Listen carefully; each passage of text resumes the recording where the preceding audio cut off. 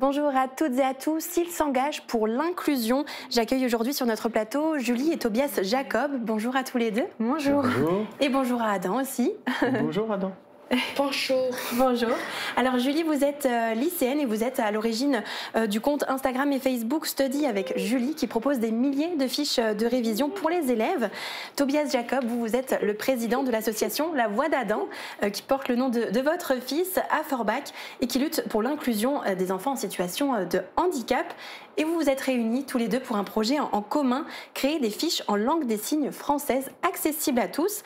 Alors déjà, pourquoi avoir voulu faire des fiches en langue des signes ?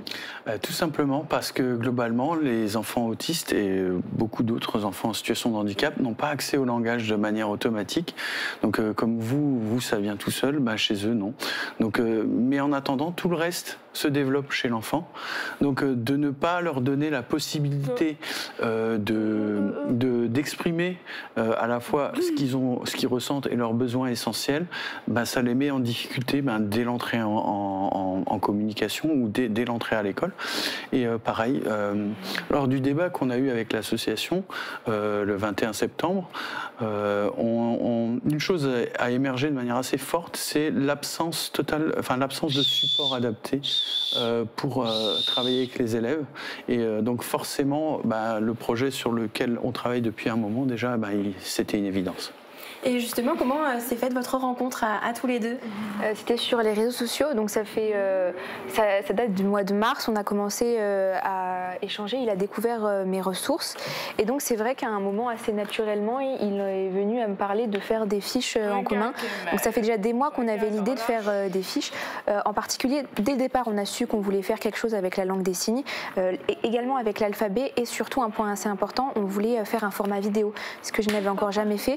On voulait intégrer d'une quelconque manière un format vidéo pour faire en plus que des fiches papier. Et concrètement, qu'est-ce qu'on retrouve sur ces fiches ? Alors, ces fiches, on va pouvoir y retrouver les lettres de l'alphabet en plusieurs manières d'écrit. En langue des signes, on va retrouver le pictogramme, ainsi que des images pour associer un mot. Par exemple, la fiche A pour le arbre, donc on va avoir le arbre, et après un QR code qui renvoie vers une vidéo où je signe le mot arbre en langue des signes française. Et est-ce que vous maîtrisiez déjà la langue des signes ou c'est quelque chose de nouveau pour vous ? Alors pas du tout, c'est Tobias qui m'a envoyé plein de vidéos, qui m'a envoyé plein de liens pour que moi-même j'apprenne, et donc j'ai dû faire mes recherches il y a 36 mots, donc 36 fiches. C'est moi qui ai dû apprendre toute seule et qui après a reproduit pour faire les vidéos. Ok, et où est-ce qu'on peut retrouver ces fiches ? Eh bien concrètement, elles sont déjà sur mon compte Instagram Study avec Julie et elles vont bientôt arriver prochainement sur nos comptes Facebook respectifs. Ok, et donc elles sont accessibles gratuitement à tous ? C'est ça, c'est un point assez important. Moi, je crée des ressources 100% gratuites et donc forcément, voilà, c'était une évidence. La première chose que j'ai dit à Tobias quand on en a discuté, j'ai dit moi, je ne veux pas les faire payer, même ne serait-ce que quelques centimes, ce sera gratuit et sur les réseaux. Alors, oui, vous vouliez compléter ? Oui, il y a une chose très importante, on ne se base absolument pas sur des choses hasardeuses, on se base sur les pictos et les programmes de lecture CP.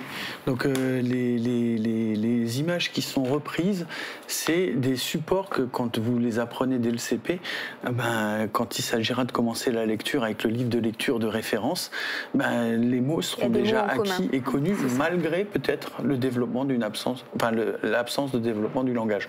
Donc c'est une vraie aide aussi pour les enseignants et pour les élèves. Voilà.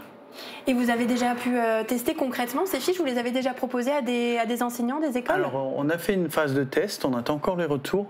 On a eu beaucoup d'encouragement où on a distribué à divers partenaires, et notamment partenaires et enseignants, les fiches pour qu'ils les utilisent et pour qu'ils les testent, oui.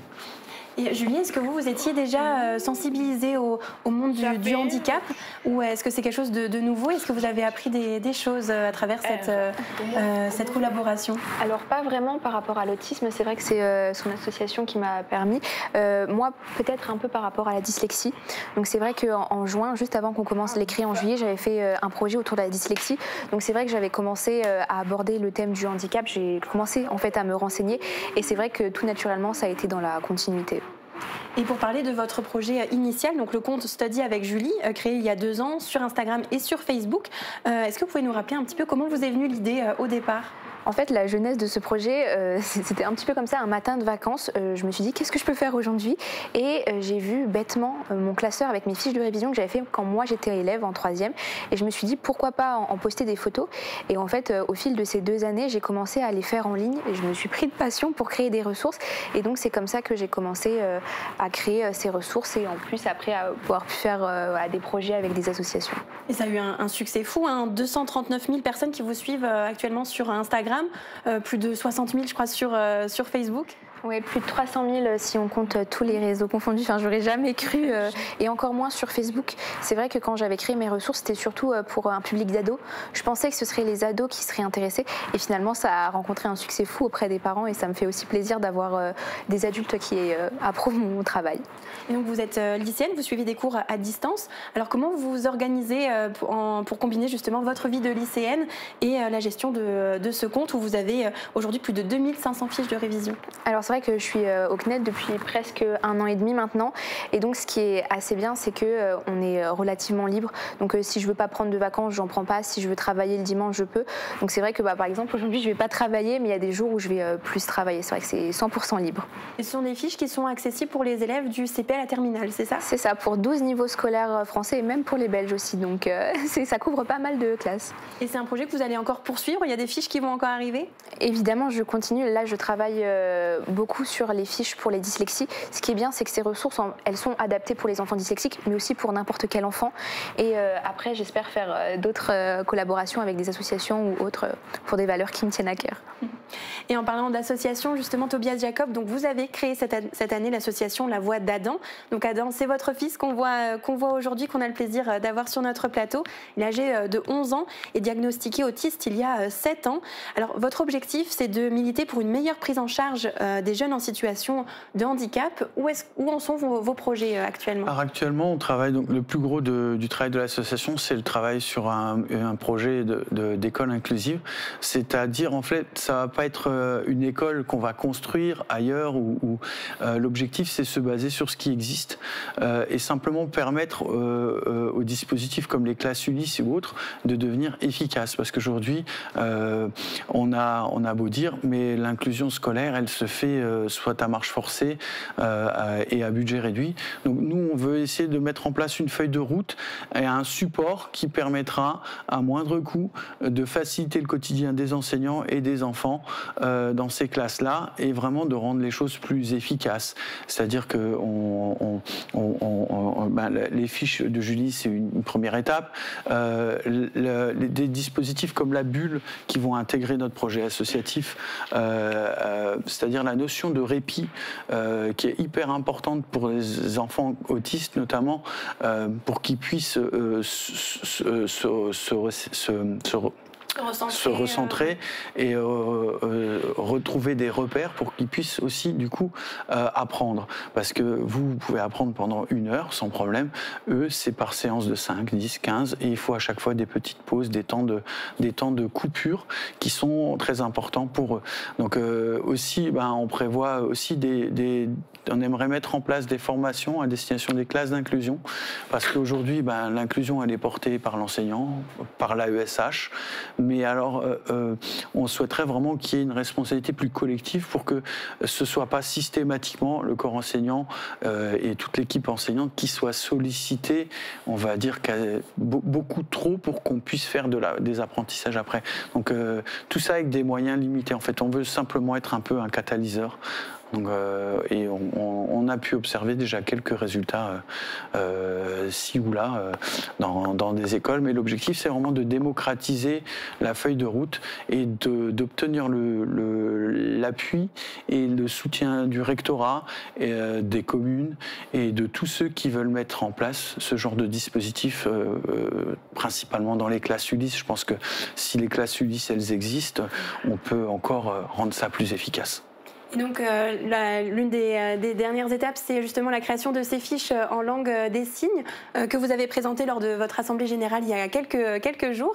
Quelles sont les prochaines actions que vous souhaitez mettre en place? Alors, on a tout un programme, donc on va essayer de mettre en place un comité scientifique pour valider ce qu'on fait, même si dans l'association et même d'autres personnes qui ne font pas partie de l'association nous soutiennent et sont comment dire, conseillent dans nos démarches.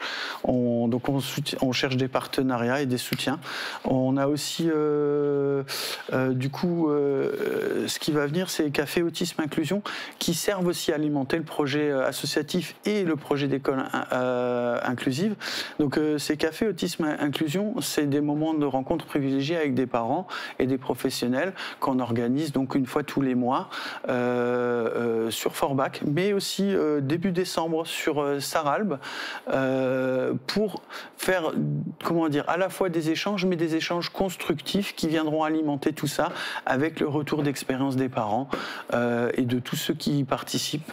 Donc c'est des choses qui nous permettent, nous, d'ancrer notre démarche vraiment au cœur des besoins des parents qui peuvent contribuer à notre projet de cette manière. On a aussi prévu une rentrée littéraire avec la librairie autonome de Forbach, où on va proposer à nos adhérents de lire des livres en rapport avec l'autisme, de la littérature scientifique, enfin pas tout à fait scientifique, mais des romans, des BD, enfin, et chacun pourra présenter ce qu'il a lu lors de cet échange. Est-ce qu'il y a une page Facebook ou un site pour retrouver l'ensemble de ces événements? Il y a la page Facebook de l'association, on n'a encore pas publié, vous avez l'exclusivité de notre programme, puisque l'Assemblée Générale a eu récemment. Donc on prévoit aussi de continuer les coopérations culturelles et on prévoit aussi des rencontres intergénérationnelles à la fin novembre sur le secteur de Saint-Avold, où on va proposer des activités avec des personnes d'un certain âge pour créer aussi du lien différemment. On fait beaucoup interassociatifs et c'est très important pour nous qu'on fasse de l'inclusion partout. Ok, les téléspectateurs pourront retrouver le programme au fur et à mesure sur votre page Facebook donc de l'association La Voix d'Adam. J'oublie aussi notre levée de fonds, l'étrange Halloween de La Voix d'Adam, où on va commencer le 29 octobre. Oui, ça démarre on va octobre, commencer, on va commencer le 29 octobre avec une campagne d'affichage en ville à Forbach et on va étendre ensuite l'affichage sur les autres communes pour donc récolter des dons pour financer à la fois les projets qu'on veut mettre en œuvre et un petit cadeau de Noël pour les enfants de l'association. Ok. En tout cas, merci beaucoup à tous les deux d'avoir participé à notre émission. Bravo Adam, tu étais très très sage. Je vous souhaite bonne continuation à tous les trois et très bonne journée à tous.